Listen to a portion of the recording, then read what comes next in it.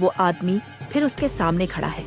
वही कांपता हुआ दुबला जिस्म, वही सड़े हुए जैसे पीले दांत, वही आंखें जो किसी जिंदा इंसान की नहीं हो सकती। मनोज की सांस अटक जाती है। अब सब साफ साफ याद आ रहा है। वो बस की सवारी और वो अजनबी।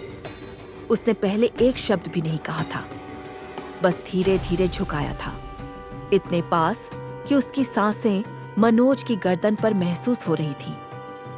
जैसे वो कुछ सूंघ रहा हो, जैसे वो मनोज की गंध को पहचानने की कोशिश कर रहा हो, एक शिकारी की तरह। लेकिन अब ये आदमी फिर यहां था, सिर्फ कुछ ही घंटों में, एक बिल्कुल अलग शहर में। कैसे? ऑटो वाला सामान्य ढंग से बोलता है, यह रत्न है, ये तुम्हें जहां जाना है ले जाएगा। मनोज बस सिर हिलाकर जवाब देता है।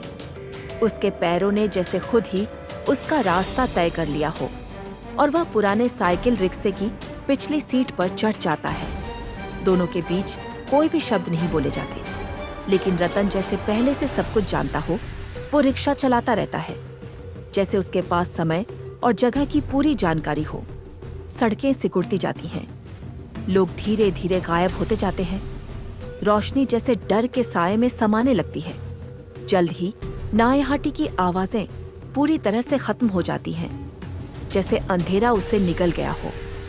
बस रिक्शे के पहियों की चरचराहट और कभी कभी कुछ अदृश्य पंखों की सरसराहट उस घने सन्नाटे को तोड़ती है।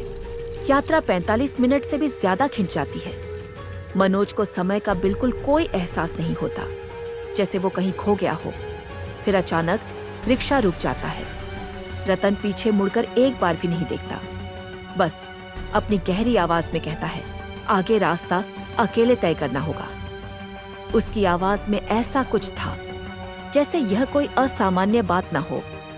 फिर बिना एक भी शब्द बोले वो रिक्शा घुमा देता है और अंधेरे के साए में गायब हो जाता है, बिना पैसे का इंतजार किए।